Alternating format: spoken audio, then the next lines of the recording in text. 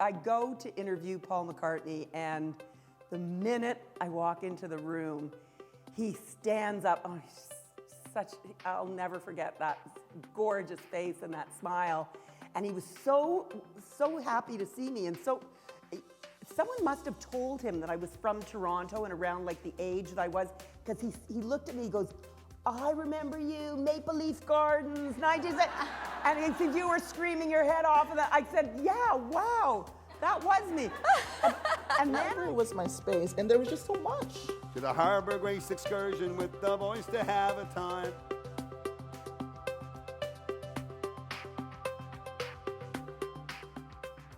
I think I'm going to echo something that perhaps a lot of people in this room are going to say, which is, Jeannie, I grew up watching you and loved you on fashion television. Am I right?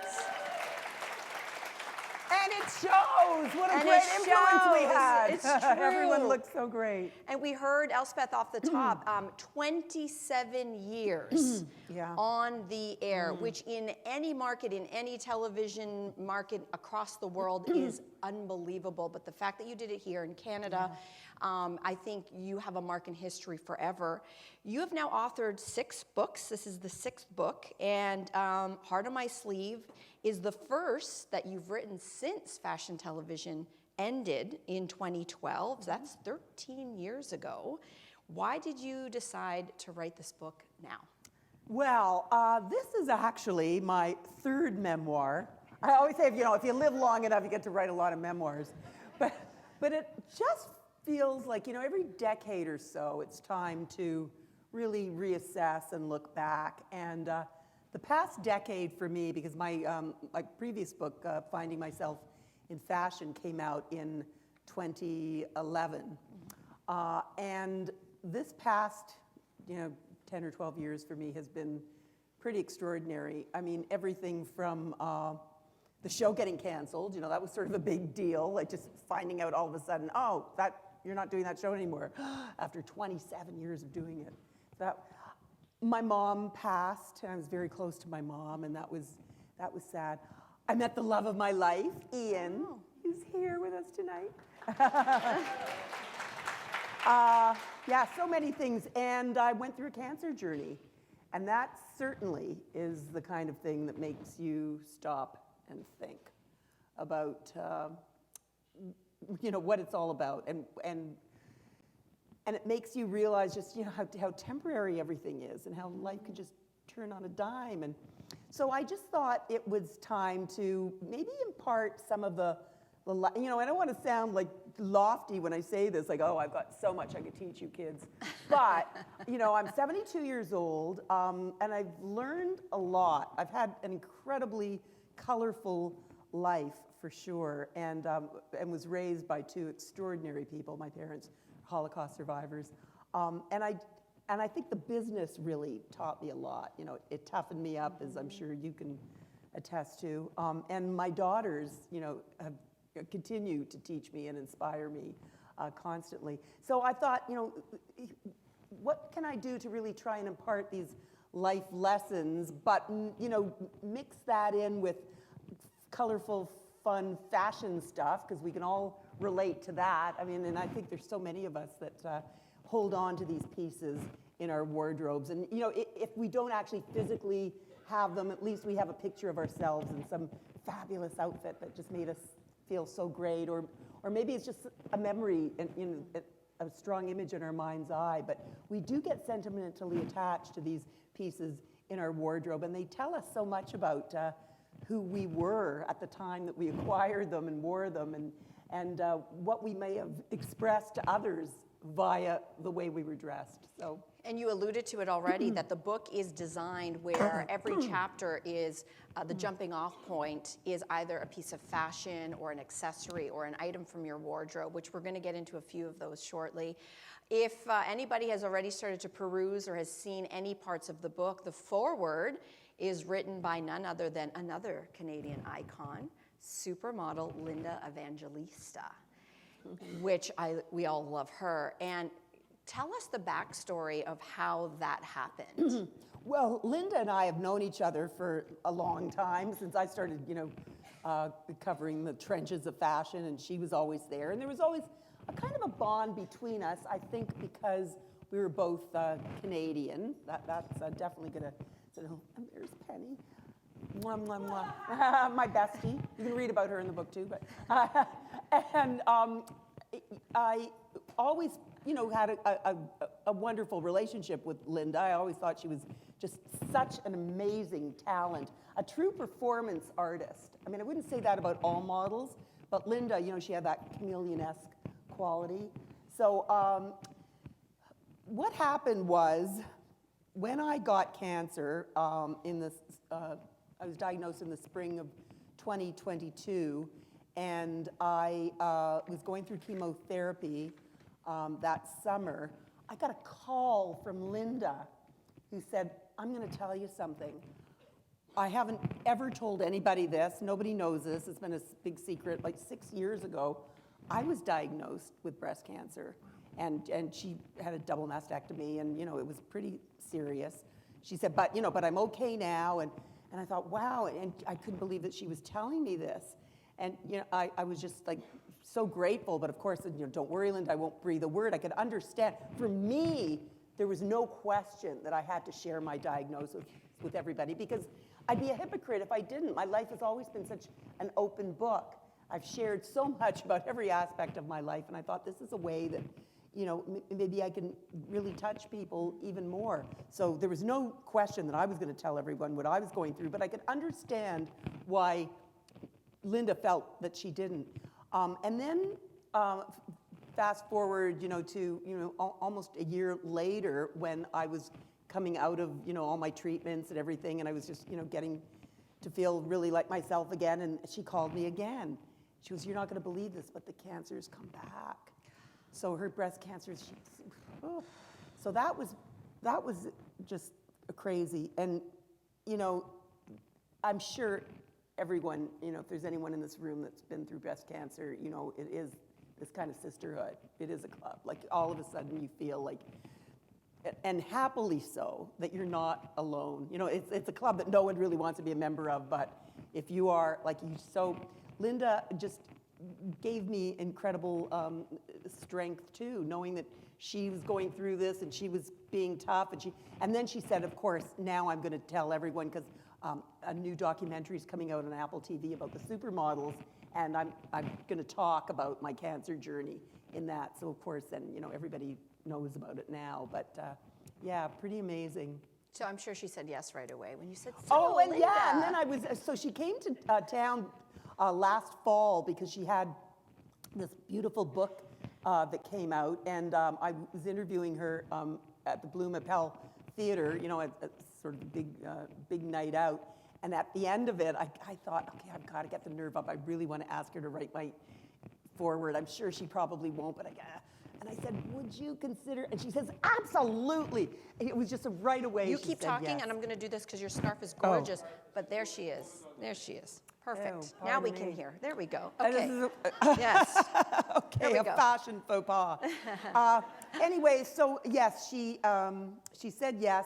And in the audio version of the book, she's even reading her own foreword, really? which is great, because like her manager was saying, "Oh, we're really pushing her out of her comfort zone now." Because Linda's a little bit shy, but she's such a gracious lady. She's just so fabulous. I adore her. Okay, so I want to talk about fashion television quickly for just a second. So the show launches, and only because I know a little bit about the behind the scenes at television, and certainly how things roll at 299 Queen Street West. And I'm sure it was probably mostly just you and maybe a few people putting this together, and it was like the days of rock and roll, and we just put TV together quickly. When you look back on that time and seeing the impact that it had being on the air for 27 years, did you have any idea that fashion, and specifically you and your show, were going to have the impact that it did on literally that generation of Canadians, but literally all of us? No, I mean, absolutely not. I mean, you can never really see the forest for the trees, I think, when you're in the thick of something like that. And we were so driven and so passionate about what we were doing, and having so much fun, and breaking all kinds of rules, and just really kind of living on the edge, and exploring those fashion trenches in a way that no one else had ever done before. I think we did realize that we were changing things a little bit in terms of people's attitudes towards fashion, because fashion used to be largely about a kind of snobbery, elitism. You know, it was like an insiders club, and if you didn't really feel like you fit in, you could feel like a bit of a loser. You know, isn't that the funny thing about fashion? As much as it can empower us and transform us and do wonderful things, it can also victimize us and make us feel like crap about ourselves. But we realized that we were helping to democratize it by going backstage, by going into the ateliers and back rooms with these designers, by really, in much the same way that we did with the music scene, you know, in those early years, much music of the new music, a show that I co-hosted with J.D. Roberts for about 6 years. So we realized that we were demystifying fashion, and I think that was great. I was a stranger in a strange land. I mean, I never saw myself as a fashion journalist, and I certainly wasn't asking those questions like, you know, why beige, or what, you know, what about that silhouette or that, you know, like, I didn't know. I was a fashion fan. I wasn't a fashion editor. I didn't really know, you know, when I first started doing the show, like, I didn't even know, like, Coco Chanel, like, well, what was she famous for? And I remember we had a stylist, and she just put a bunch of pearls around my neck. She goes, that's very Chanel. And I went, whatever that means. Like, I didn't realize that I was really green in that way. I mean, of course, I grew up loving fashion like crazy, like most gals, you know, who grew up in the 60s certainly did. But I wasn't a fashion aficionado at all. And I think that's probably why the show worked as well as it did, because I was in that world, but I wasn't of that world. So I could take people by the hand every week and take them behind the scenes and kind of blow away the smoke and mirrors. And that was a great joy that we kind of helped democratize fashion. You certainly did. You blew the doors wide open, and they haven't shut since. So I want to get into the book, Heart on My Sleeve. And I was really curious to see if you would tackle the question or answer the question, at least for me, and perhaps a lot of people in the room, which was, where did Jeanne Beker get her eye or love of fashion from? And there is a chapter in the book, and I would love if you could tell the audience, who was Mrs. Jasolka?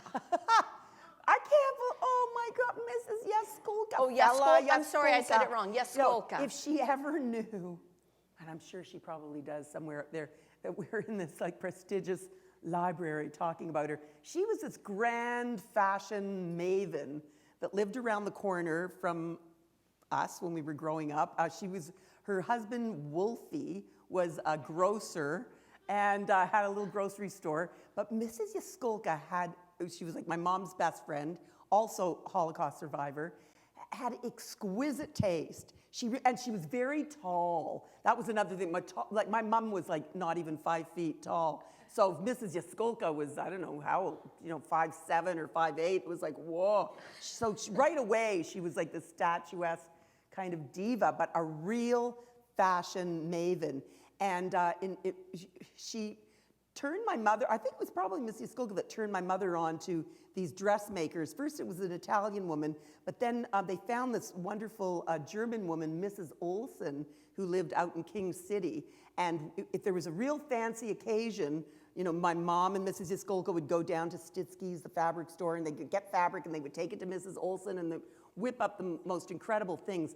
But my mom also made a lot of our clothes and her own clothes growing up. I mean, we couldn't always afford to get stuff made, that's for sure. And that was a great joy. My dad bought her a Brothers sewing machine in 1959 when we moved to the suburbs. And we just, loved going to Stitsky's all the time, finding just the right fabric, looking at the pages of glossy fashion magazines for ideas, but also going through those Butterick and Simplicity patterns. And it was just, my mom just had such patience. I mean, so many times, she'd make something and it didn't quite fit right, and she'd just like rip the whole thing and start all over again. And I just got such an education from my mom about, the true meaning of style and what it was all about, and what fit was like, and what, you know, about quality fabric, and just she helped develop my taste. And then of course I always wanted a Barbie doll, but we couldn't afford Barbie. So my mother got me a knockoff called Mitzi. She was like this really kind of slutty looking little doll. I don't know, like a tawdry version of Barbie, like the eyeliner was a little too much, and the plastic was, it was cheap, you know? So, but my mother, and we couldn't afford to buy any of these ready-made outfits. My mother made them out of the scraps of the leftover fabric, the most incredible outfits for my Mitzi. So much so that all of a sudden, all my friends that had Barbies were envying me for Mitzi and her fabulous style sense. So that really taught me a lot about the power of originality, and why it's great to just sort of march to the beat of your own, you know, fashion dictates, and not really think that you've got to keep up with what others are doing. Mitzi, from zero to hero, right? There she is. Okay, so the book is designed, as I said, where you jump off of an item of clothing or an accessory, and the book actually begins with perhaps the most touching part of the story, which is the item of a leather satchel. And this is going to be our foray into talking about your family history and the early days of Jeanne Beker. So without giving too much away, the significance of the leather satchel. So when my parents came here from, they were Holocaust survivors, the war from Poland. The war ended in 1945, they were liberated, and they went to live in a displaced persons camp in Austria for 3 years, waiting to immigrate to Canada. They came over on a boat, landed at Pier 21 in Halifax, and they had very, very few possessions. But one thing that they did bring with them was this old, worn leather satchel. And inside that satchel was an amazing collection of black and white old photographs of many, many, many of the relatives that had perished in the Holocaust. My parents got through the war with, like, they really had nothing at all. But once they got to the DP camp, they met other people that they knew from before the war. And these people said, hey, I've got pictures of your family. Hey, I've got some old pictures. So my mother that was like so overjoyed because she lost every single member of her family, you know, and as did my dad. It was a very dark time, obviously, but they like rose like phoenixes from the ashes. My parents were just so incredible. And they knew that these pictures were like really all they had, so they treasured them, and my mom put that satchel at the very back of her closet. And when I was a little kid growing up, like, you know, I saw this it was kind of ominous to me at first, like, what is that big brown old leather bag back there? And then I would start rifling through it and saw all these incredible pictures of all these family members, and I used to sit on the floor of my mom's closet looking at these pictures, and they made me feel comforted in a way, because I thought, okay, maybe at one time I did have aunts and uncles and grandparents and cousins, you know, all those that we had lost.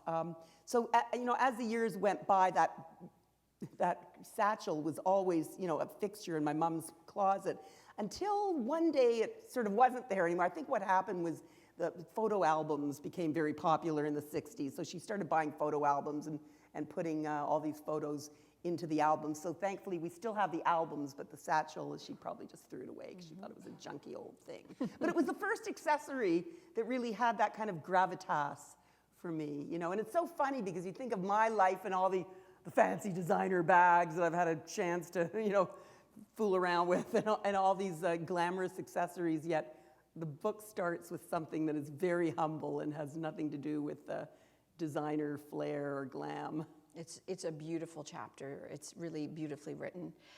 Another item in the book that you write about is a really interesting pair of underwear. So I thought perhaps, Jeanne, you might read that chapter of these fun piece of clothing. Twist my arm. I love reading. I love reading out loud. Okay, this, but also we should, but they do know. You guys know, like, we're talking about this great sentimental stuff, and this does like mean so much to me. But there's so much in the book too, you know, with the rock stars and. We're getting to that. Oh, we're getting to that. Okay, Oh, so yeah. this is before you know, my life became quite that glamorous. This chapter is called A Secret Stash. In 1971, Canadian Prime Minister Pierre Trudeau made headlines when he came under fire for allegedly mouthing a 2-word obscenity to his parliamentary colleagues in the House of Commons. Do you guys remember that? Anybody here? Okay. When pressed about what he'd mouthed, he asserted it was nothing more than fuddle-duddle. As a feisty 19-year-old, I, like so many other impressionable young women, had quite a crush on the cool PM. He cut a very romantic figure at the time, and his hip way of dressing, whether sporting a dramatic cape or a buckskin jacket, coupled with his shocking irreverence, was the ultimate in cool. I'd never seen a figure who'd wielded so much political power look so groovy, with a flourish and style all his own. Handsome and cavalier, Trudeau had a rock star quality to him. So when I discovered a pair of silky orange panties with a sketch of the Canadian Parliament buildings and the words fuddle-duddle emblazoned across the crotch on sale at Kresge's, I bought them immediately. Little did I know that a few months later, those outrageous panties would teach me a lifelong lesson about unconditional love. But I'm getting ahead of myself here. Let's rewind a little bit. After buying those panties in the spring of '71, I took a summer job at a fine arts camp as a theater counselor. It was the perfect gig for me. I'd been acting professionally since the age of 16, and this job would get me out of the city for the summer, working at a place where I could save all my money for my impending move to the Big Apple. Studying at Montreal's National Theatre School had been my first choice, but the year before, promptly after I delivered a monologue from the Fantastics and a soliloquy from Romeo and Juliet, the woman behind the audition desk said to me, well, "You're really good. Your energy and stage presence are wonderful, but I think you'd be better off performing off-Broadway than at Stratford." Well, I was a tad crushed, but she wasn't finished talking. She said, "There's a wonderful acting school in New York called the Herbert Berghoff Studio, where all the teachers are acting professionals and are simply between gigs. We think that type of school would be great for you." Well, this made a lot of sense to me. And soon after it was proposed, I began making plans to leave my parents and all the creature comforts that came with home behind and move to New York City. "So, I'm moving out this fall," I boldly told my parents after dinner one Friday night. There was no doubt in my mind that this was what I wanted, though I was a little apprehensive about how they might react. Are you sure you want to go?" my mom asked, the worry already creeping in. "Why would you want to go to New York and live there all alone? You don't know anybody there. Where are you going to live?" "Ma, I'm sure I'll meet people," I said, showing a confidence I'm not quite certain I felt. "You know how much I love acting. This is my big dream." "And Toronto isn't good enough?" she queried. "Actually, no, not right now, not for what I want to do." There was a deafening silence in the kitchen, and I felt my heart pounding. My father had listened to our back and forth without saying a word. How could I ever go without my parents' blessing? "Okay, geh Gesundheit," he suddenly said in Yiddish, which means "go in good health." My beautiful father looked at my mother, and somehow all the tension ebbed away because he meant it. He wanted me to pursue my dream. Hallelujah! Pure joy washed over me as I got up from the table to give both my parents great big hugs. In the days leading up to my departure for New York, my mom played the song "Wild World" on our stereo incessantly. It was the year Cat Stevens had come out with the album Tea for the Tillerman, and that song, a tune about a young girl going off into the world by herself, was a particular favorite around our house. You know, oh, baby, baby, it's a wild world, hard to get by, just upon a smile. Well, as the big day loomed ever closer, Mom put on a brave front, letting Cat Stevens say all the things she couldn't say out loud. And in retrospect, I can't believe she was so tough about it, because we were everything to her, me and my sister. I mean, she had lost everybody in the war. One thing she insisted on doing, though, was something that her mother had done for her when she left home back in 1937 to go to the big city, Tarnopol, Poland. Apparently, in order to keep my mom's money safe, my grandmother had sewn it into her underpants. Mom, that is so creepy. I don't want a stash of cash in my undies, I pleaded when she presented the idea. I was hoping if I protested enough, she'd relent. Better safe than sorry, she replied. It's a wild world out there. You never know what can happen. Here's the thing, I wasn't even gone yet, and I knew she was already suffering the loss of me, so I decided to indulge my mother with her crazy safe place idea. I figured my fuddle-duddle panties would be the perfect undies for the cause. I handed them over, and my mom neatly sewed a little cotton pocket in the back of them, in which she inserted the $500 that I'd saved up from working at camp that summer. Oh, see how nice this is, she said, when the little hidden pocket was all neatly sewn in. They'll never find your savings in there, she explained, full of pride and confidence. Meanwhile, I'm thinking, Ma, that's probably the first place they're gonna look. And so it was that on my day of departure, I found myself waving from my Greyhound bus to New York City while clutching the fluffy new teddy bear that my dad had given me at the bus station and wearing my fuddle-duddle underwear stashed with cash. As I waved goodbye, all I could think about was how much my parents must love and believe in me to allow me to go off like that into the wild world all on my own. And as I think about it now, the moment is so raw and memorable. By letting me go, by allowing me to pursue a dream they may not have believed in, my parents taught me the most poignant lesson I've ever learned about selflessness and unconditional love. Years later, with children of my own, I understand fully just what a sacrifice my parents made for me that day. Sometimes, to love properly and to love well, you have to let go of what you love instead of holding it tighter. But as my mother knew, there's always a way to keep someone safe. Sometimes it involves cash and silly fuddle-duddle panties, a strange gesture of love, but a true one nonetheless. Thank you.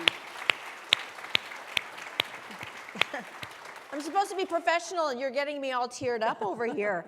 I'm just thinking about my own daughter. She's only 10, but I told her she's never leaving. So anyway. I'm thinking about like one of my daughters is like living in the Yukon, off the grid, in a little community called West Dawson on the other side of the Yukon River. And she's there for the whole winter, and it's very dark and very cold, and she's all by herself. She does have a dog, but yeah, so I mean, I get it.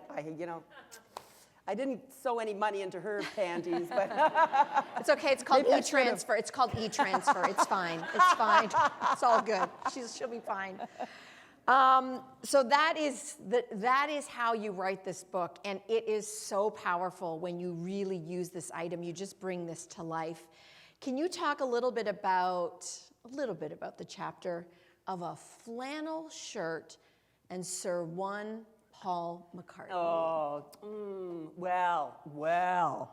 Paul, okay, so I grew up like in the 60s, of course, a true Beatle maniac. I mean, I went to see the Beatles at Maple Leaf Gardens when I was 12 years old, 1964. And I had a big poster of Paul and the Beatles right over my bed. Absolutely idolized him. So, fast forward, round about 1983, I think I got the opportunity to go to New York, just on one of these junkets. You know, the film companies, they send you to New York. They only give you like 4 or 5 minutes with the star, but still, it's a big deal.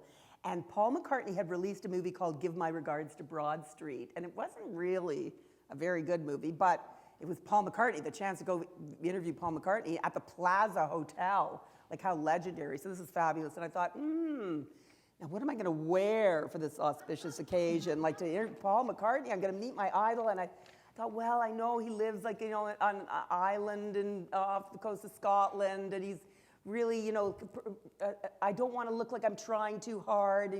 So I picked this Roots black and white flannel shirt that I had that was pretty groovy at the time. And these big, gigantic, sort of ivory denim parachute pants, and I have these edgy little earrings. And I thought, okay, I look kind of, like kind of the girl next door, maybe. But with the flannel shirt. Anyway, I go to interview Paul McCartney, and the minute I walk into the room, he stands up. Oh, I'll never forget that gorgeous face and that smile.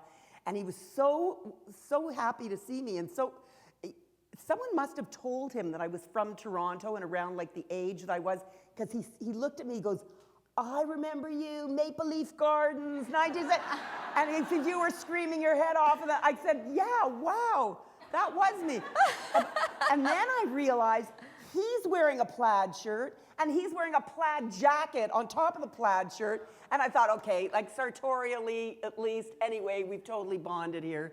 And yeah, it was just a great moment. And of course, I had the chance subsequently to interview Paul many times and got so many chances to run into him backstage at his daughter Stella McCartney's shows in Paris. So yeah, very, very lucky. But he is one hero that certainly did. Well, you know what? None of my heroes ever disappointed me. I'm very happy to say none of my heroes ever disappointed me. And Paul was, wow, right up there. He's such a class act. Another person that clearly has longevity in her career, because her name is still on our lips today, that is Beyonce, the Queen Bee herself.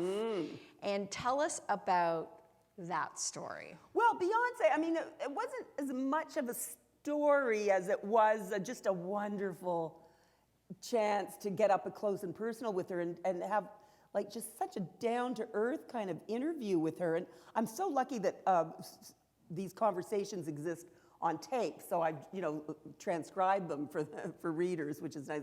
It wasn't like, oh, I have to remember, what did she say to me? What did I ask her about?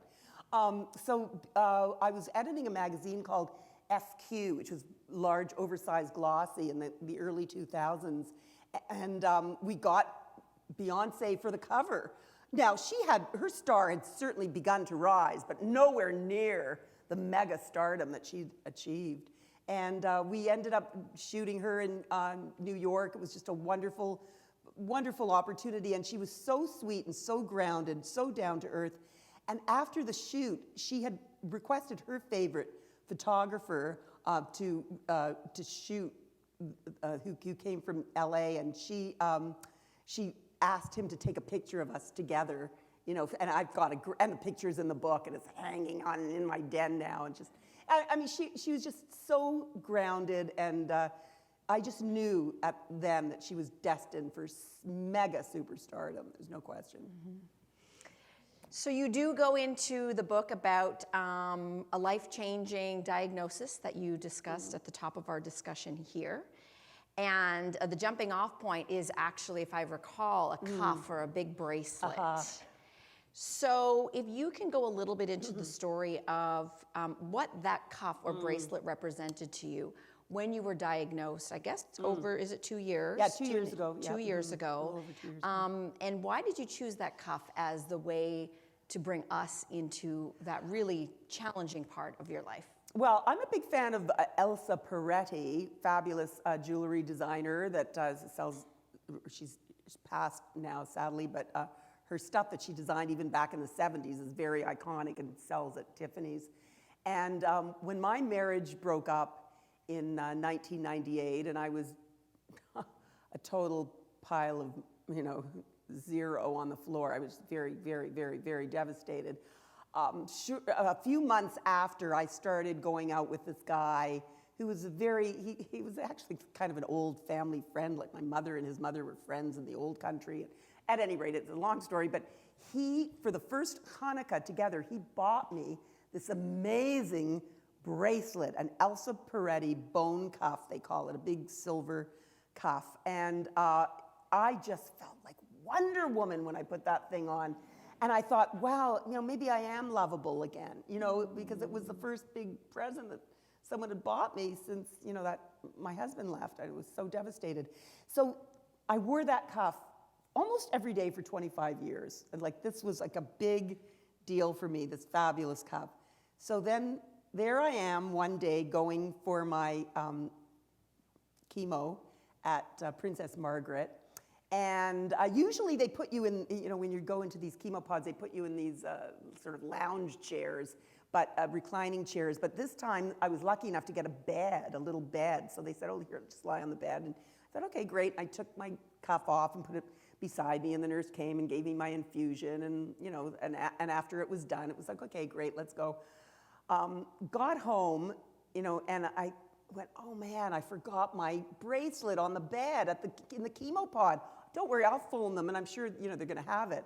And I phoned, and I said, okay. And they went, sorry, Jeannie, we don't see that anywhere. I went, what are you talking about? I left it right there. No, we don't have that. And I was like, oh, this is like my emblem of power. Like, what do you mean? This is such a part of me. And they said, this is what happens sometimes. As soon as a patient leaves that chemo pod, we just gather up the sheets and throw them in the laundry. People have lost their dentures like that. People have lost all kinds of things. I don't think you'll ever see that bracelet again. So I was really heartbroken. But I also believe that if you can't change the situation, change your mind. So I started thinking, you know what? I'm getting better now. I'm almost at the end of my treatments. I'm going to beat this thing. It's going to be okay. That bracelet did empower me for decades, and certainly through most of my cancer journey. But now maybe it's been found by someone who needs it more than me, and hopefully it's out there somewhere in the world empowering someone else. So I just had to be philosophical about it. But that's the story of the bracelet. It's a great way to frame it. Amen to that. I know we don't have a lot of time left, but I mean, it is October, which is Breast Cancer Awareness Month, and I know that certainly one of the themes that I pulled out of the book was to remind ladies to get your routine mammograms, and we know that screening ages have gone from age 50, and now ladies, if you're 40 and up, you can self-refer in Ontario. And if you have dense breasts, and you must find out if you have dense breasts, because almost 50% of us do have dense breasts, you have to go for additional screening. It's not enough to just get one mammogram a year. You have to go for an ultrasound or MRI as well. Yeah.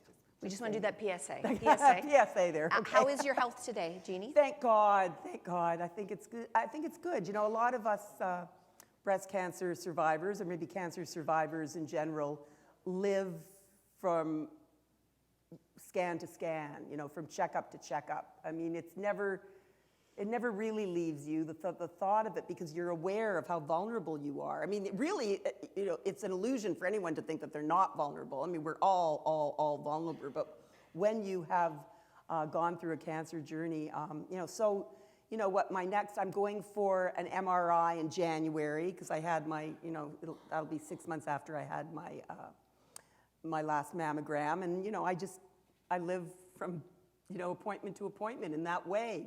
Not that it drags me down. I'm thrilled that we're living in a place, in a country where we have access to these incredible tests and scans, and that we're at a time in history where, breast cancer, if detected early, is not only treatable, it's curable.